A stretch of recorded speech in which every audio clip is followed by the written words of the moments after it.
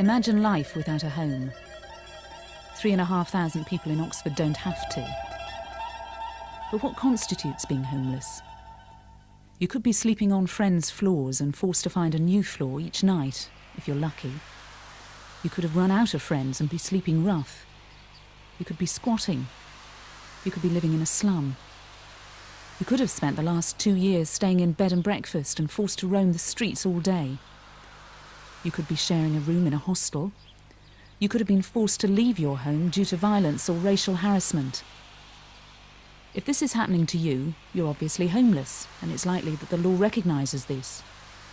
The problem is that in Oxford and the rest of the country, people who are homeless don't have a legal right to a home. So what happens if you become homeless in Oxford?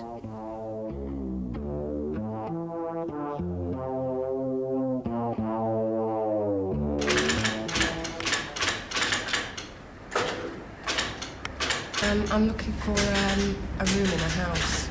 Just for you? Yeah. And how much would you like to pay? Well, I'm unemployed at the moment, so I can't afford very much. We need 1 week's rent in advance, plus a refundable deposit of £100. I'm afraid that's a bit too expensive for me. Well, if you're homeless, you could try the Housing Aid Centre or Church Housing, and they will be able to advise you further.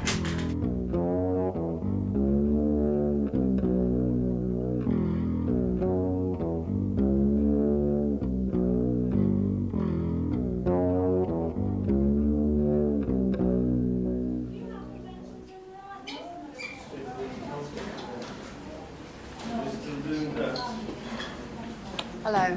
Hello, can I help you? Yeah, rent a flat. The flat agency sent me here. They said you might be able to help me find somewhere to stay. Yes, well, perhaps if you'd like to just go through that door there and turn right, and Clive Bishop, you'll see, just on the, to the right. That's right. Thanks.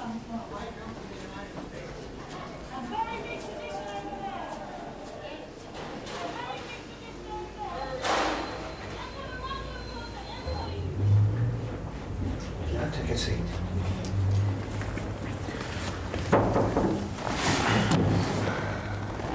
Now, can you give me a few details about yourself? Yeah. Your name is? Paula Kidd. It's 2 T's. And your date of birth? 12/3/60. Can you tell me where you've been living up to this present time? Well, I've actually come down from Manchester. I had a job in one of the hotels here, but when I went there this morning, they'd given it to somebody else. So, and my accommodation would have been there, you see. So that's why I haven't got anywhere to stay. So I don't really know what to do. Have you tried Housing Aid or the City Council? No, I haven't. Well, if I were you, I would try the City Council first. You go out of the building, you go down to the traffic lights, and turn to the left.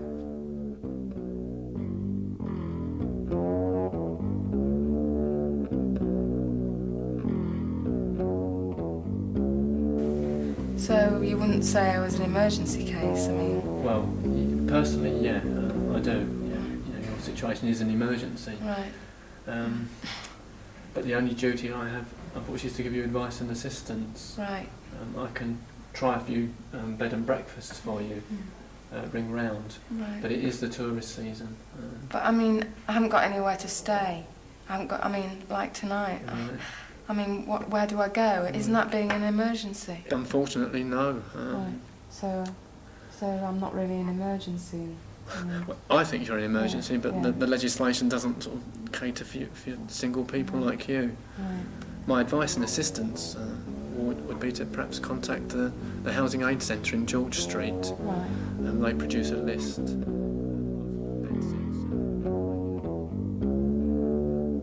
Well, to be quite frank, Paula, the situation's pretty grim. We've been phoning around the entire morning for other people who are in similar situations as yourself. They're homeless and nowhere to go, and there are just no vacancies. The bed and breakfast hotels, they're full. It's the tourist season.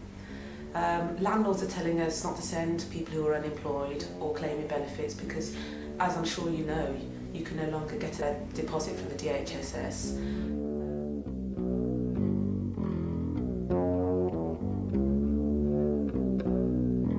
really feel that the only option at this moment is the night cellar or the night shelter. For women, it's not too good, I'm afraid. The night cellar takes people under 26 and the night shelter caters for adults over 26. But both places are not very nice experiences for women.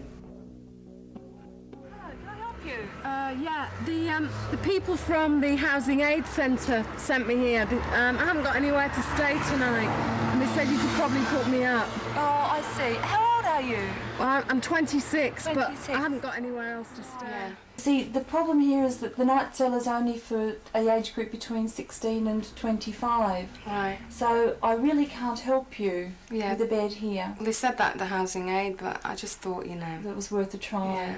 Well, what I can do for you, though, is I can ring the night shelter. Have you heard of the night shelter? Yeah, they told me about that. I didn't really fancy the sound of that. They said it was You pretty didn't? awful. No. That's why I thought you might be able to sort something out. Okay, come on in. Come on in. Come on in. Fucking hell. Can I come in or what? At 8 o'clock you can walk to the kitchen and you'll get a meal. Right. And Caroline will show you to your bed. Okay, thanks a lot.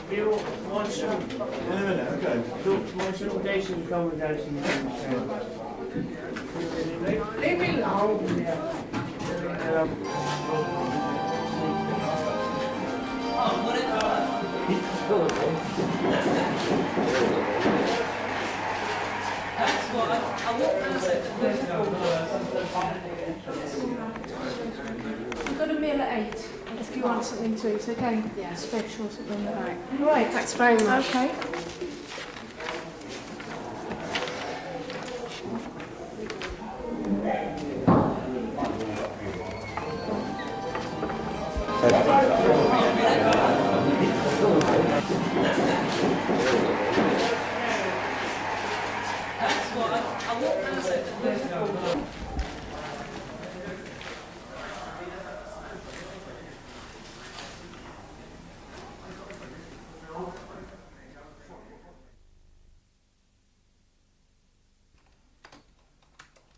Nigel Kitt is director of Oxford Housing Aid Centre, which sees thousands of homeless people every year. The fundamental problem for homeless people is that the housing supply system in this country simply doesn't work for them. It means that they're not able in any way to compete for the housing that is available, certainly not the decent housing. The new legislation is, as I said, privatising council housing by allowing property speculators to take over council estates. When they do that, they will be charging market rents and they will be reducing security of tenure. The market has responded to homelessness as a growth industry by providing bed and breakfast, which means cramming as many people as possible into as small a space as possible with the least possible privacy and security and charging as much as possible for it. Anthony and Deborah Channon and their 2 children have been living in one such place for over a year. What sort of effects must this have on them?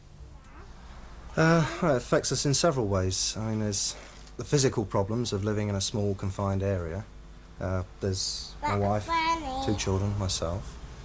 In this room, basically. We do have another room, but that is chock-a-block with all our personal belongings. We can't get anybody to actually sleep in there. And we couldn't allow our children to sleep out away from us. Do you know what I mean? It's £238 a week. I don't pay it, obviously. I can't afford to. I'm out of work.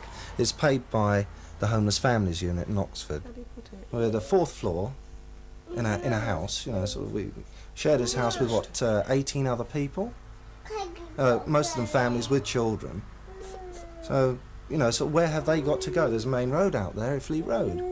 There have been several, knockdowns and accidents, a couple of deaths out there by people that actually live in here or lived at one time in here. And that, in a way, that is a very serious sort of danger to me. However, there are small things. I mean, we've been broken into in this room, twice now. I mean, they've redone the door where somebody's actually kicked the door in to get in and see what we've got. Not a lot. I mean, they certainly didn't get away with anything because we got nothing. But you have that risk. You run the risk of losing your property or having it damaged by people breaking in. The current situation in Oxford is that the housing associations have all closed their waiting lists because they can't cope with the existing demands. And it's very ironic to say that Oxford has actually been designated a non-stress area for housing association finance.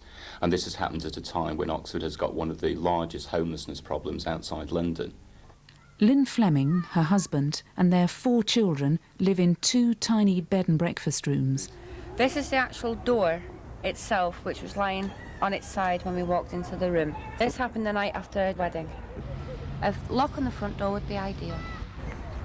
The carpets are unreal. When we first moved in there, we had ants' nests underneath the carpets. They were in the beds and everything. We have drunks coming in off the street, sleeping in our bathrooms. It's not fair on us, who have got young, decent families, to be subjected to that kind of thing. And I don't know when I'll be getting a house.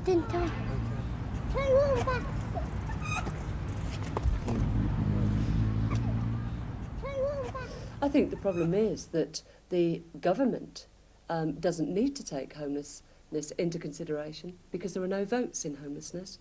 Basically, people lose their right to vote when they're in temporary accommodation and they're not included on the electoral register. It's quite simple. Richard Peacock is the Director of Housing at Oxford City Council. I understand you filmed the show house on the Donington estate. That cost something like £16,000 to refurbish.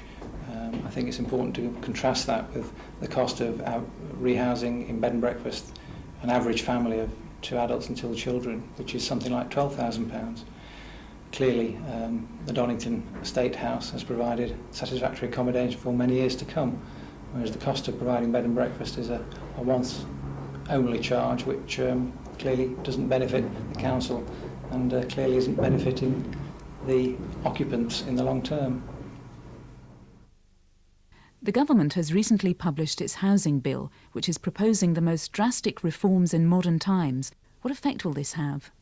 I suppose any summary of the legislation would have to look at the fundamental facts of what is going to happen, and that is that it's going to increase house prices, it's going to increase council rents, it's going to increase housing association rents, it's going to increase private rents in the private rented sector, and it's effectively going to push people completely out of the housing market.